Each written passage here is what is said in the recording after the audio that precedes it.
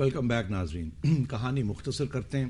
نواز شریف صاحب کی کنوکشن کم ہو گئی مگر اپہولڈ رہی سندھ ہائی کورٹ نے. نواز شریف صاحب کوئی سال ایک جیل میں رہے, پھر وہ سعودی عربیہ چلے گئے, ایک قسم کا NRO ہوا اس وقت.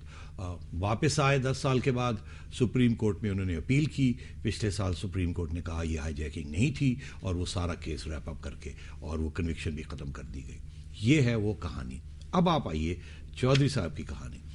چودھری صاحب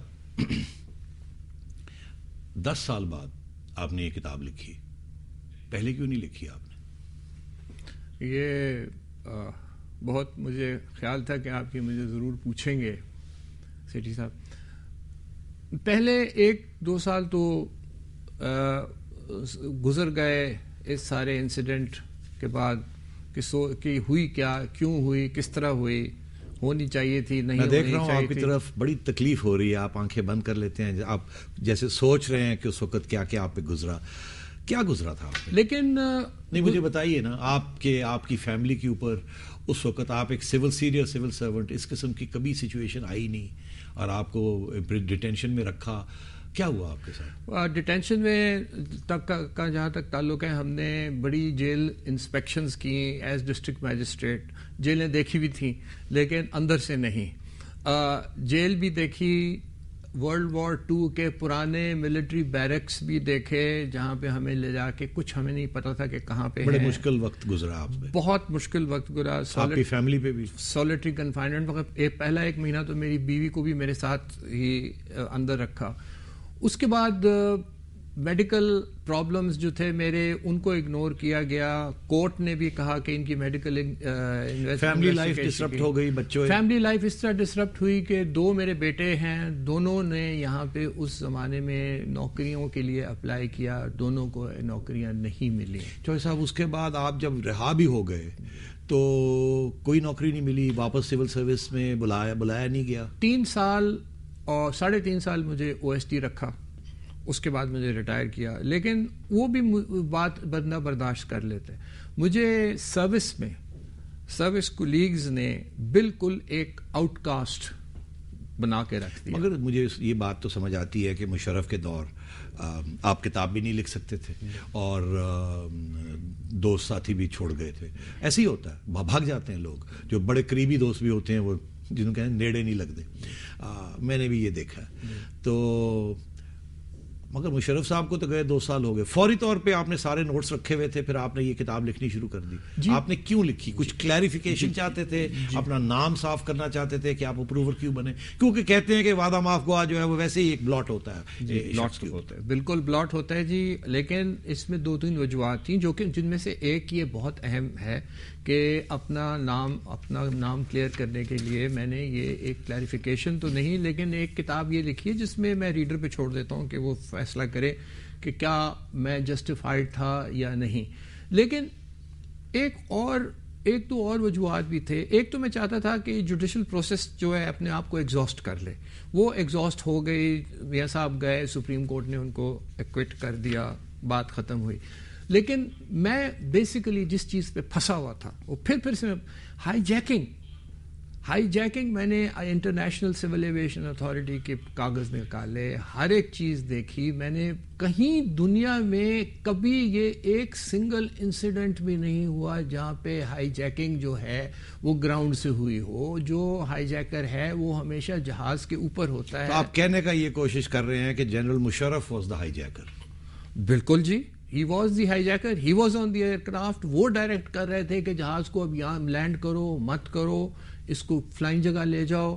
اور ان کے جو کانڈکٹ سے تو یہی ظاہر ہوتا ہے کہ وہ ہائی جیکر تھے. اگر آپ اپروور نہ بنتے جی, اور آپ بالکل انکار کر دیتے, کہتے ٹھیک ہے مجھے بھی پکڑ کے لے تو گئے ہیں آپ, میں اپروور نہیں بنوں گا, میں یہ لنک نہیں اسٹیبلش کروں گا کہ پرائم منسٹر نے مجھے آرڈر کیا, تو پھر کیا ہوتا؟ پھر بھی میاں صاحب کو قید ہونی تھی. مگر کیا یہ جو آپ سمجھتے ہیں آپ پہ داغ ہے اور آپ کے دوست چھوڑ گئے, کیا یہ آپ کو زیادہ ہیروئک فارم میں نہ دیکھتے؟ بالکل دیکھتے. جب آپ سوچتے ہیں آپ نے مشکل وقت دیکھا, اتنا ہی مشکل وقت دیکھنا تھا اگر آپ اس وقت تعاون نہ کرتے حکومت کے ساتھ. بالکل آپ کی بات ٹھیک ہے, لیکن اس میں اب ایک بندہ اس وقت بیٹھ کے اتنا فیوچر کے اندر تو دیکھ نہیں سکتا.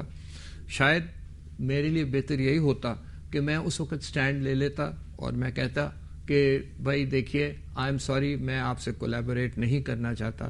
لیکن اپنی ڈیفینس میں صرف اتنی بات کروں گا کہ جو میں نے کہا، ان لائک نارمل اپروورز جو ہوتے ہیں جو کہ ان کی چیز بالکل اپوزٹ ہوتی ہے to what the principal accuse, میرا جو اسٹیٹمنٹ تھی اس کو نکال کے دیکھ لیا جائے وہ، اور جو کنٹینشن میاں نواز شریف صاحب نے ہائی کورٹ اور سپریم کورٹ میں کی ہے، that is exactly the same. آخری 2-3 منٹ رہ گئے ہیں. آپ اپنے آپ کو سوسائٹی نے، میاں صاحب نے آپ کو یاد نہیں کیا، وہ ناراض تھے.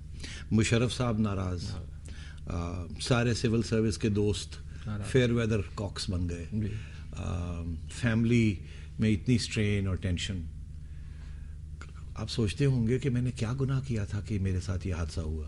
میں سر اس میں آپ کو صرف ایک چیز کوٹ کروں گا. بیرسٹر ظہور الحق وہ تھے چیف پروسیکیوٹر اس کیس میں. انہوں نے ایک سینٹنس وہاں پہ کورٹ میں دیا. انہوں نے کہا میرے نام لے کے کہ he is the victim of circumstances. تو you are the victim. Circumstances سے تو آدمی لڑ نہیں سکتا. مطلب مجھے افسوس اس بات کا کہ آپ جیسا قابل ایک سول سرونٹ ہم محروم ہو گئے ہیں آپ کی سروسز سے، اور آپ آئسولیٹ ہو کے بیٹھ گئے ہیں، اور آپ میں اتنی ابھی بھی قوت ہے، اتنی کریٹیوٹی ہے، اور کتنی ہماری اس ملک کی بدقسمتی ہے اور اس ملک کی سیاست کی بدقسمتی ہے کہ جو آپ نے ایویڈنس دی، آپ نے اپنی طرف سے سچ بولا، اور آپ کا یہ خیال تھا کہ شاید وہ سچ جو ہے وہ میاں صاحب کو بچا جائے گا، اور ایونچولی وہی بات میاں صاحب نے بھی خود کہی. تو کیا اب آپ کا کبھی دل نہیں چاہا کہ آج جا کے میاں صاحب کو ملیں، یا ان کی طرف سے کوئی پیش قدمی ہوئی ہو ملنے کی، اور to live to forgive and forget and so on؟ ان کی طرف سے کوئی پیش قدمی نہیں ہوئی سر.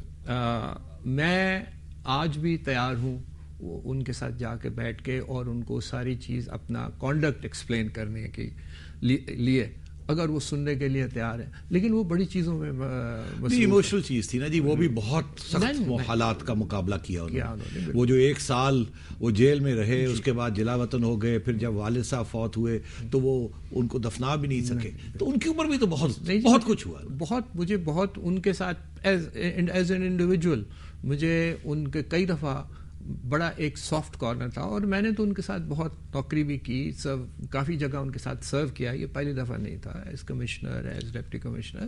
وہ ایک نہایت شریف آدمی ہیں، اور میں یہ چاہتا نہیں تھا کہ یہ چیز اس طرح آ کے ختم ہو.